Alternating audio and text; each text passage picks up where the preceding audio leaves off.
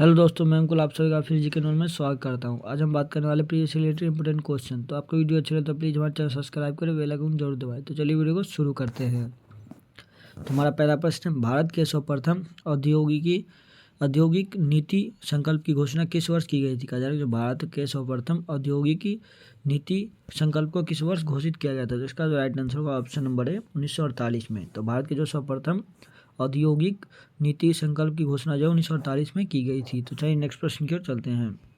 दूसरा प्रश्न, निम्न में से किसे जून 2021 में central European university open society award के सर्वोच्च पुरस्कार से सम्मानित किया गया था? कहा जा रहा है कि 4 ऑप्शन दिए गए, इनमें से कौन से ऐसे व्यक्ति हैं जिन्हें जून 2021 में central European university open society award के सर्वोच्च पुरस्कार से सम्मानित किया गया था? जिसका जो राइट आंसर होगा ऑप्शन नंबर सी, के सैलजा। के सैलजा जो थे, इन्हें जो है जून 2021 में central European university open society award के सर्वोच्च पुरस्कार से सम्मानित किया गया था। तो चलिए नेक्स्ट प्रश्न की ओर चलते हैं।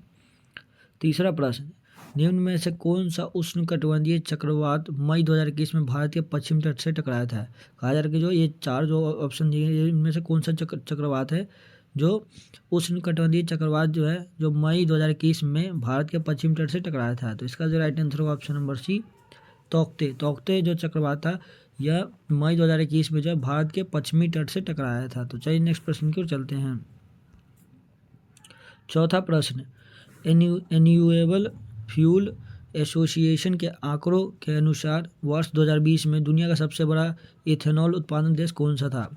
कहा जा रहा है कि रिन्यूएबल फ्यूल एसोसिएशन के आंकड़ों के अनुसार वर्ष 2020 में दुनिया का सबसे बड़ा इथेनॉल उत्पादन देश कौन सा था? तो इसका जो राइट आंसर होगा ऑप्शन नंबर डी, संयुक्त राज्य अमेरिका। तो इसका जो है संयुक्त राज्य अमेरिका जो है यह जो है दुनिया का सबसे बड़ा इथेनॉल उत्पादन देश था वर्ष 2020 के अनुसार। तो चलिए नेक्स्ट प्रश्न की ओर चलते हैं।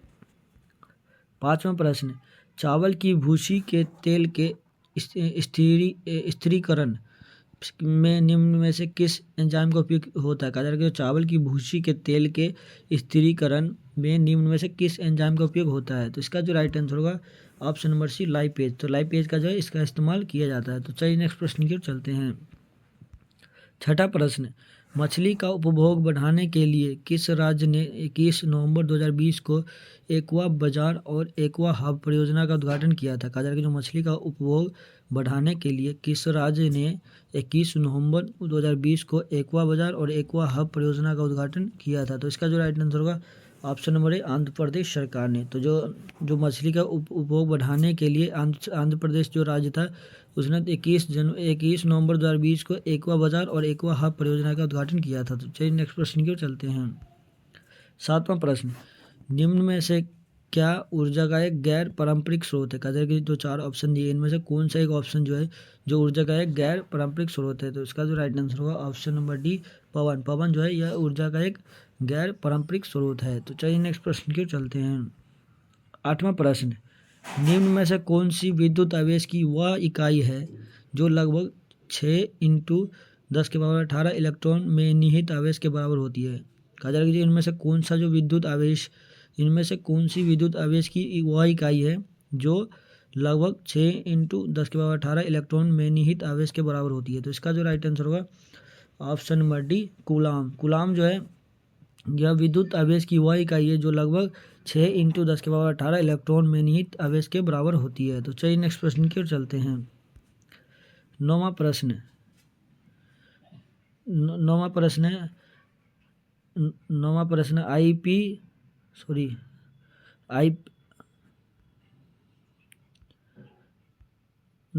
देख सकते हैं। नौवां प्रश्न ये है, इसमें थोड़ा बड़ा हो गया, ज़्यादा छोटा करना चाहिए।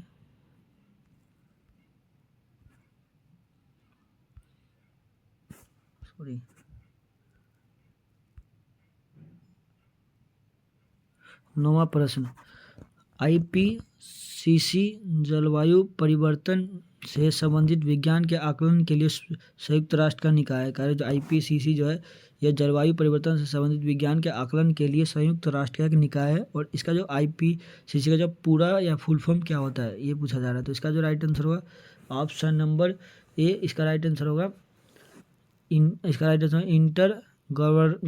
Governmental governmental panel on climate change. इसका जो फुल फॉर्म होता है inter government panel on climate change. तो चलिए नेक्स्ट प्रश्न की ओर चलते हैं।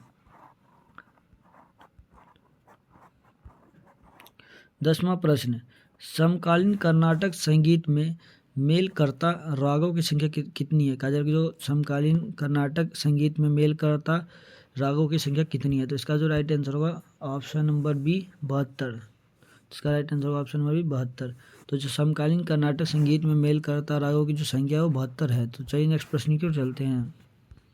11वां प्रश्न, भारत की 2011 की जनसंख्या के अनुसार भारत में 10 लाख से अधिक जनसंख्या वाले शहर कितने थे? कहा जाए कि जो भारत की 2011 की जनसंख्या के अनुसार भारत में 10 लाख से अधिक जनसंख्या वाले शहर कितने थे? तो इसका जो राइट आंसर होगा ऑप्शन नंबर बी 53। तो जो थे भारत की 2011 की जनसंख्या के अनुसार भारत में जो है 10 लाख से अधिक जनसंख्या वाले जो शहर थे वो 53 शहर थे। तो चलिए नेक्स्ट प्रश्न की ओर चलते हैं।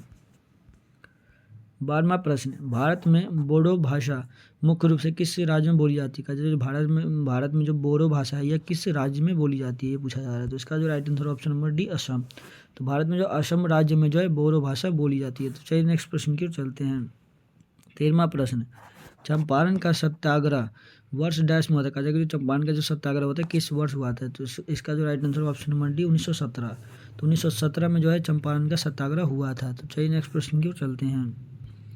14वां प्रश्न, पद्मश्री मीनाती मिश्रा जो एक शास्त्रीय नर्तकी और अभिनेत्री थी, उन्हें जो है किस आरती शास्त्रीय नृत्य स्वरूपा में निपुणता के लिए ख्याति प्राप्त। कहा जा रहा है कि जो सिंपल क्वेश्चन ये पूछा जा रहा है कि पद्मश्री प्राप्त है मीनाती मिश्रा जो है उन्हें पद्मश्री प्राप्त है और यह एक शास्त्रीय नर्तकी और अभिनेत्री है और इन्हें जो है किस शास्त्रीय नृत्य के लिए इन्हें ख्याति प्राप्त है ये पूछा जा रहा है। तो इसका जो राइट आंसर हुआ ऑप्शन नंबर ए ओडिसी। तो यह जो मीनाती मिश्रा जो है यह एक जो है शास्त्रीय नर्तकी और अभिनेत्री है और इन्हें जो है पद्मश्री पुरस्कार से सम्मानित किया गया है और यह जो है उड़ीसी से संबंधित है ये कहा जा रहा है सीधा। तो चलिए नेक्स्ट प्रश्न की ओर चलते हैं। 15वां प्रश्न, 3 सितंबर 2021 को किस भारतीय निशानेबाज ने पैरालंपिक के एकल संस्करण में 2 पैरालंपिक पदक जीते? कहा जाए कि 3 सितंबर 2021 को किस भारतीय निशानेबाज ने पैरालंपिक के एकल संस्करण में 2 पैरालंपिक पदक जीते? तो इसका जो राइट आंसर होगा option number D Avani Lekhara. तो अवनी लेखरा जो है इन्होंने जो है 3 सितंबर 2021 को निशानेबाज में पैरालंपिक के एकल संस्करण में 2 जो है पैरालंपिक पदक जीते थे। तो चलिए नेक्स्ट प्रश्न की ओर चलते हैं। 16वां प्रश्न, वर्ष 2021 में DRDO द्वारा हिंद महासागर क्षेत्र में भारत की निगरानी क्षमता को बढ़ाने के लिए PSLV C-51 द्वारा किस उपग्रह का प्रक्षेपण किया था? कहा जा रहा है कि जो वर्ष 2021 में DRDO के द्वारा जो है हिंद महासागर क्षेत्र में भारत की निगरानी क्षमता को बढ़ाने के लिए PSLV C-51 द्वारा किस उपग्रह का प्रक्षेपण किया गया था? तो इसका जो राइट आंसर होगा ऑप्शन नंबर सी सिंधु नेत्र उपग्रह जो है इसका प्रक्षेपण किया गया था। चलिए नेक्स्ट प्रश्न की ओर चलते हैं। 17वां प्रश्न, मौलिक कर्तव्य को भारत संविधान में वर्ष में शामिल किया गया था? जो मौलिक कर्तव्य है इसको भारतीय संविधान में किस वर्ष में शामिल किया गया था ये पूछा जा रहा है। तो इसका जो राइट आंसर होगा ऑप्शन नंबर सी 1976 में। तो जो मौलिक कर्तव्य है इसको भारतीय संविधान में जो है 1976 में शामिल किया गया था। चलिए नेक्स्ट प्रश्न की ओर चलते हैं। 18वां प्रश्न, भारत के निम्नलिखित में से किस राज्य में पडियानी भद्रकाली मंदिर में किया जाने वाला एक धार्मिक नृत्य स्वरूप है? कहते हैं जो भारत के किस राज्य में कौन सा जो राज्य भारत के उसमें पडियानी भद्रकाली मंदिर में किया जाने वाला एक धार्मिक नृत्य स्वरूप है? तो इसका जो राइट आंसर होगा ऑप्शन नंबर बी केरल। तो इसका जो केरल हुआ तो जो भारत के जो केरल राज्य में पडियानी भद्रकाली मंदिर में किया जाने वाला एक धार्मिक नृत्य स्वरूप है। तो चलिए नेक्स्ट प्रश्न की ओर चलते हैं। 19वां प्रश्न, विश्व का सबसे बड़ा नदीय द्वीप माजुली निम्न में से किस नदी पर स्थित है? जो विश्व का सबसे बड़ा नदीय द्वीप है माजुली द्वीप ये जो है किस नदी पर स्थित है ये पूछा जा रहा है। तो इसका जो राइट आंसर होगा ऑप्शन नंबर सी ब्रह्मपुत्र नदी पर जो है, तो विश्व का सबसे बड़ा नदी है द्वीप जो है माजुली द्वीप, यह जो है ब्रह्मपुत्र नदी पर स्थित है। तो चलिए नेक्स्ट प्रश्न की ओर चलते हैं। 20वां प्रश्न और आखिरी प्रश्न, निम्नलिखित में से कौन सी भारतीय रेलवे की सबसे पुरानी उत्पादक इकाई है? कहा जो 4 ऑप्शन दिए गए इनमें से कौन सा जो ऑप्शन है वो भारतीय रेलवे की सबसे पुरानी उत्पादक इकाई है? तो इसका जो राइट आंसर होगा option number D, Chittaranjan locomotive works, जो यह जो है भारतीय रेलवे की सबसे पुरानी उत्पादक इकाई हैं। तो अगर आपको वीडियो अच्छी लगे तो प्लीज़ हमारे चैनल सब्सक्राइब करें, बेल आइकन जरूर दबाएं।